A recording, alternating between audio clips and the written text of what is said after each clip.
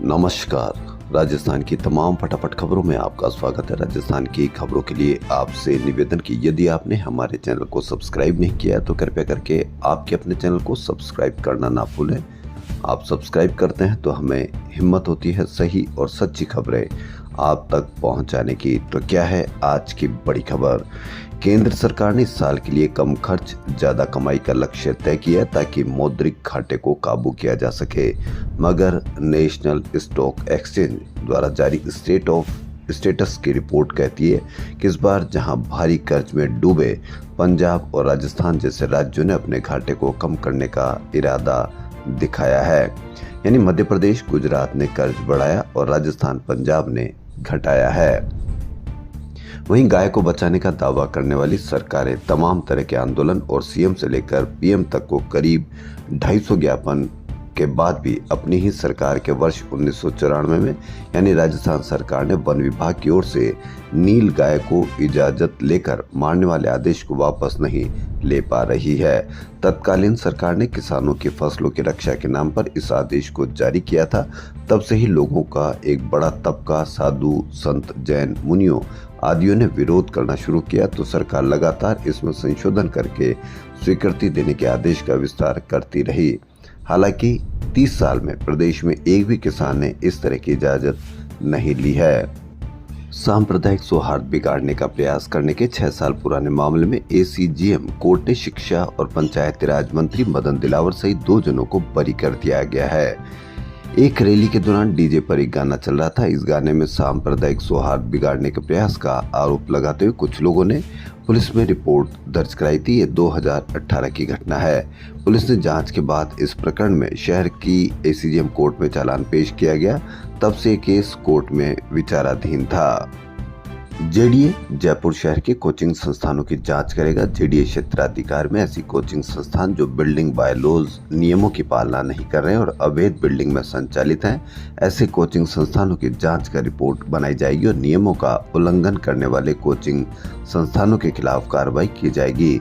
आप इस पर अवश्य नजर रखें कि कितनी कार्रवाई की जाएगी और कितने कोचिंग संस्थानों के नियम कायदे बायलॉज के अनुसार है या नहीं है। राजस्थान यूनिवर्सिटी के 5 वर्षीय विधि कॉलेज जयपुर, श्यामा प्रसाद मुखर्जी कॉलेज एवं राजस्थान एजुकेशन ट्रस्ट की ओर से शनिवार को जानिए अपना संविधान नामक विषय पर व्याख्यान आयोजित हुआ, जिसमें न केवल विधि के छात्र छात्रा बल्कि पत्रकारिता प्रोफेशन से जुड़े लोग भी शामिल हुए। समाज व परिवारों में दिव्यांगों की स्थिति जानी जाएगी। इसके लिए भारतीय दिव्यांग संघ की राष्ट्रीय महिला संरक्षक मंडल चेयरपर्सन समीक्षा जैन ने जनसंपर्क अभियान की शुरुआत जयपुर की कच्ची बस्ती से की है। जैन ने बताया कि दिव्यांगों के परिजनों को दिव्यांगों के अधिकारों के प्रति जागरूक किया जाएगा। अभियान देश भर में 15 नवंबर तक जारी रहेगा। राजस्थान लोक सेवा आयोग की ओर से आयोजित की गई एसआई भर्ती 2021 को यथावत रखने की मांग को लेकर चयनित एसआई के परिजनों ने शनिवार को अनोखा प्रदर्शन किया। कोहनी के बल रेंगते हुए मोती डूंगरी गणेश मंदिर पहुंचे और भगवान गणेश जी को इस भर्ती को सरकार से यथावत रखने की मांग को लेकर ज्ञापन सौंपा गया। अब देखना यह है कि एसआई भर्ती रद्द होती है या यथावत रहती है।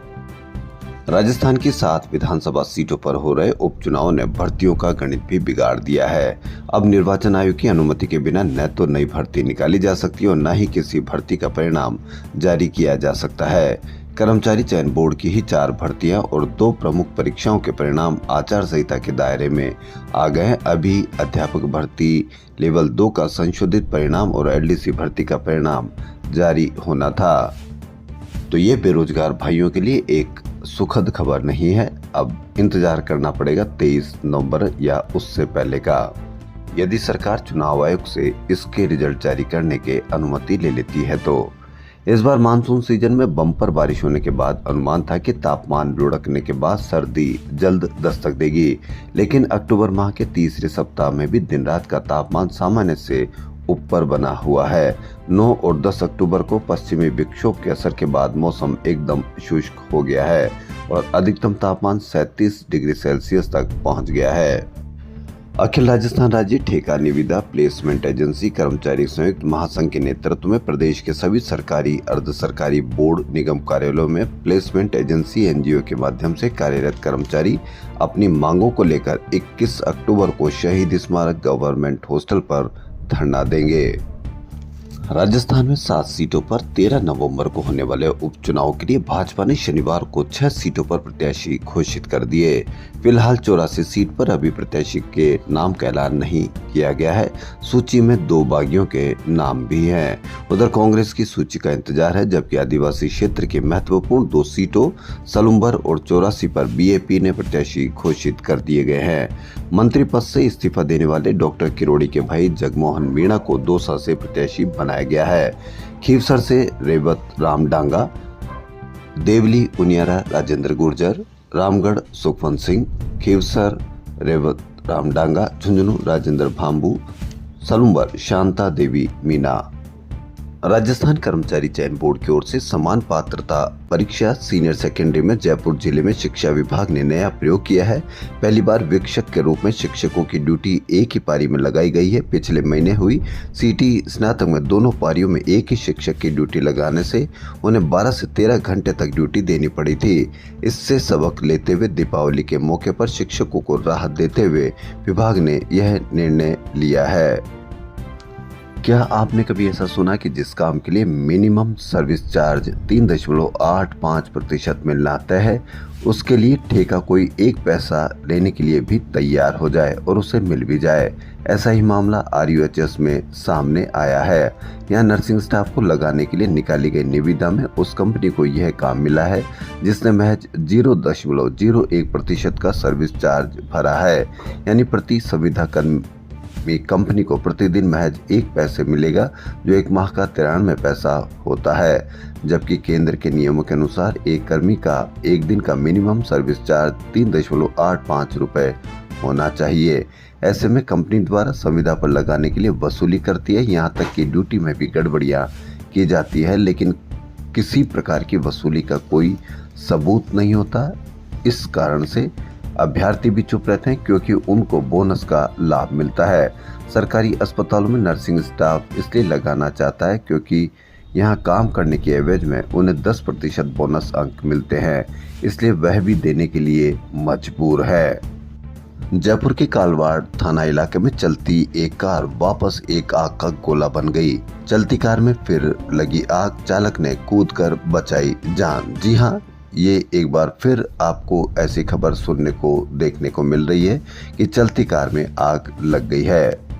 मंगलसूत्र बनाना दिन प्रतिदिन महंगा होता जा रहा है। सोने चांदी की चमक बरकरार रहने से शनिवार को जयपुर में पहली बार शुद्ध सोना 80,000 रुपए और जेवराती 74,500 रुपए प्रति 10 ग्राम के नए उच्चतम स्तर पर पहुंच गया है। शुद्ध सोना 500 और जेवराती सोना 600 रुपए महंगा हुआ। अब गहना यानी मंगलसूत्र बनाना और भी महंगा हो गया है।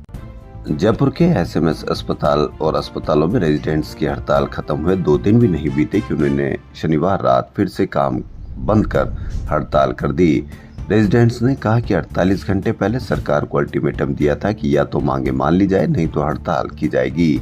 मांगे नहीं मानी गई तो अनिश्चितकालीन हड़ताल की गई है। अब जब तक सरकार मांगे नहीं मानती तो हड़ताल जारी रहेगी।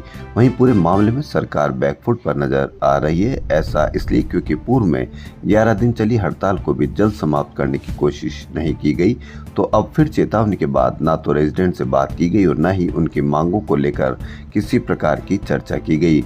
पूरे मीडिया में कोलकाता में दुष्कर्म के अपराध में पूरे कोलकाता में रेजिडेंट्स की हड़ताल की गई, तो पूरे देश में मीडिया में इस तरह की चर्चा की गई कि जैसे हड़ताल बिल्कुल वाजिब है। लेकिन जब हड़ताल वाकई में किसी आमजन या मरीज को परेशानी को खड़ी करती है, तो अब आप इसको अंदाजा लगा लीजिए कि किस तरह से हड़ताल करना उचित है या नहीं है।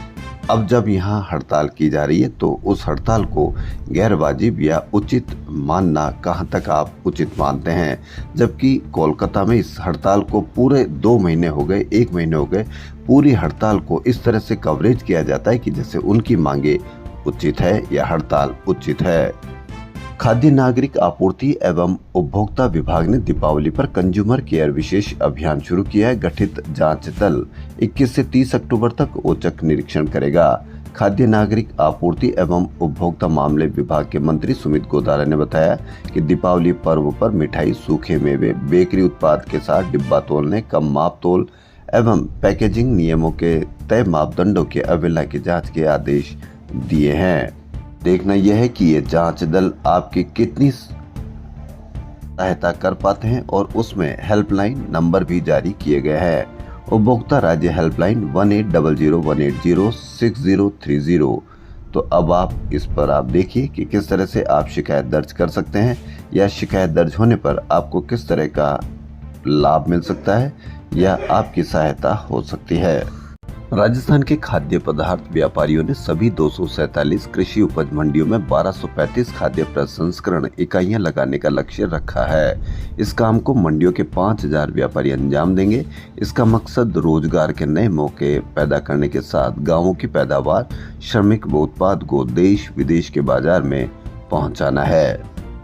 कार्तिक कृष्ण पक्ष चतुर्थी रविवार यानी आज करवा चौथ पर्व मनाया जाएगा। महिलाओं के लिए करवा चौथ पर चंद्र उदय का बड़ा महत्व है। आज करवा चौथ का चांद रात 8:07 पर नजर आएगा और ये 12 कलाओं से युक्त होगा। महिलाएं चौथ माता का पूजन करेगी और दर्शन करेगी। महिलाएं पति की दीर्घायु के लिए निर्जला उपवास भी रखती है। इस दिन भगवान शिव, मां पार्वती, गणेश, कार्तिकेय और चौथ माता की पूजा कर रात्रि को चंद्रमा को अर्घ्य अर्पित किया जाएगा। धार्मिक मान्यताओं के अनुसार ये व्रत सबसे पहले देवी मां पार्वती ने भगवान शंकर के लिए किया था। इस दिन रोहिणी नक्षत्र रहेगा और चंद्रमा अपनी उच्च राशि वृषभ में रहेंगे। साथ ही देव ग्रह गुरु बृहस्पति से युति करके गजकेसरी योग का निर्माण करेंगे। यह योग अखंड सुहाग की कामना करने वाली महिलाओं के दाम्पत्य जीवन में खुशहाली और उन्नतिदायक रहेगा। करवा चौथ के दिन गजकेसरी, महालक्ष्मी के साथ समसप्तक, बुद्धादित्य जैसे राजयोगों का निर्माण भी होगा। पौराणिक कथाओं के अनुसार सबसे पहले माता पार्वती ने शिवजी के लिए यह व्रत किया था। देवताओं और दानवों के बीच भीषण युद्ध चल रहा था। तब ब्रह्मा ने सभी देवताओं की पत्नियों को करवा चौथ का व्रत रखने का सुझाव दिया था। कार्तिक माह की चतुर्थी तिथि को सभी देवियों ने व्रत किया। इसके बाद देवों को युद्ध में विजय प्राप्त हुई। वहीं द्वापर युग में भी द्रौपदी ने करवा चौथ का व्रत रखा था। जब अर्जुन नीलगिरी पर्वत पर तपस्या करने गए, उस दौरान पांडवों को कई कष्टों का सामना करना पड़ा। द्रौपदी ने भगवान कृष्ण के सुझावों पर पांडवों के कष्ट दूर होने की कामना से यह व्रत किया था। ज्योतिष में चंद्रमा को मन का कारक कहा जाता है। चंद्रमा प्रेम का प्रतीक भी है। चंद्रमा की पूजा आयु वृद्धि की कामना से भी की जाती है। उनकी पूजा से दीर्घायु होने का वरदान प्राप्त होता है। जी हाँ, इसीलिए माँ पार्वती और द्रौपदी की कहानी और चंद्रमा की पूजा का महत्व है करवा चौथ पर। करवा चौथ पर सवाई माधोपुर राजस्थान में जिले के चौथ का बरवाड़ा स्थित चौथ माता मंदिर में रविवार को करवा चौथ का मेला भरेगा। हाड़ौती सहित राजस्थान भर से लाखों भक्तों के पहुंचने की उम्मीद है। करीब 650 साल पुराने इस मंदिर में अपने आप में एक अनूठा मंदिर है। माता करीब 1100 फीट ऊंची पहाड़ी पर विराजी है। यहाँ पहुंचने के लिए 625 सीढ़ियां हैं। प्रत्येक सीढ़ी मन्नत की है, क्योंकि ये मन्नत पूरी होने पर भक्तों के खर्चों पर बनाई गई है। प्रत्येक सीढ़ी पर दानदाता भक्त का नाम छेनी से उकेरा हुआ है। यहाँ सिर्फ ऐसा मंदिर है जहाँ चौथ माता गणेश जी के साथ विराजमान है। यहाँ साल की 4 बड़ी चतुर्थी को पर्व के तौर पर माना जाता है। करवा चौथ पर रविवार को सुबह 5 बजे महाआरती होती है। 7:15 बजे माता को देसी घी का हलवा और 11:15 बजे ड्राई फ्रूट्स के हलवे का भोग लगता है। चारों चतुर्थी पर माता को यही भोग लगाया जाता है। दोपहर 12 बजे आरती और शाम करीब 6 बजे संध्या आरती होती है। शाम की आरती में गुड़ खोपरे का भोग लगाया जाता है। चौथ माता मंदिर ट्रस्ट की तरफ से 56 भोग, फूल बंगला झांकी सजाई जाती है। इनकी तैयारियां शनिवार को ही कर ली गई है। आज माता का जिस स्वरूप में श्रृंगार होगा उसकी तैयारी एक दिन पहले ही कर ली जाती है। 16 श्रृंगार के आज दर्शन होंगे। बेंगू में जिला स्तरीय एथलेटिक्स प्रतियोगिता का शुभारंभ करने पहुंचे बेंगू विधायक डॉक्टर सुरेश धाकड़ ने हाल ही में शिक्षा मंत्री मदन दिलावर के शिक्षकों पर दिए बयान की निंदा की है। उन्होंने कहा कि अनर्गल बयानों से पार्टी की बदनामी होती। मैं मुख्यमंत्री से मिलूंगा, मंत्री जी को समझाए शिक्षकों का अपमान नहीं होना चाहिए। गौरतलब है कि गत दिनों 12 में शिक्षा मंत्री मदन दिलावर ने शिक्षकों के पहनावे को लेकर बयानबाजी की थी। विधायक धाकड़ ने इस बात को इंगित करते हुए कहा कि शिक्षकों का अपमान नहीं होना चाहिए। उन्होंने कहा कि हमारे शिक्षा मंत्री इधर उधर कुछ बोल जाते हैं, ऐसा नहीं होना चाहिए।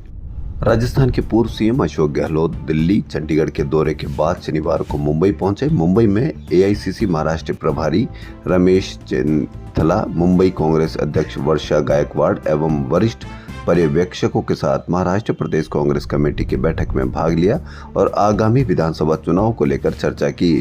गौरतलब है कि गहलोत को महाराष्ट्र के मुंबई और कोंकण मंडल का पर्यवेक्षक बनाया गया है। ब्रिटेन की यात्रा के आखिरी दिन मुख्यमंत्री भजनलाल शर्मा ने प्राकृतिक संसाधन समूह वेदांता ग्रुप के चेयरमैन अनिल अग्रवाल से मुलाकात की। उन्हें राजस्थान की प्रगति में भागीदार बनने के लिए आमंत्रित किया। सीएम भजनलाल शर्मा से वेदांता ग्रुप के चेयरमैन बोले, हम राजस्थान में 1 लाख करोड़ रुपए का निवेश करेंगे। यह निवेश वेदांता की कंपनियों Hindustan zinc, Cairn oil and gas और सेरेंटिका रिन्यूएबल के विस्तार में होगा। इसके अलावा लघु और मध्यम उद्योगों के लिए गैर लाभकारी आधार पर वेदांता उदयपुर के पास एक औद्योगिक पार्क भी स्थापित करेगा। राजस्थान की खबरों फिलहाल इतना ही। यदि आपको हमारा चैनल पसंद आए तो लाइक, सब्सक्राइब और शेयर अवश्य करें। धन्यवाद।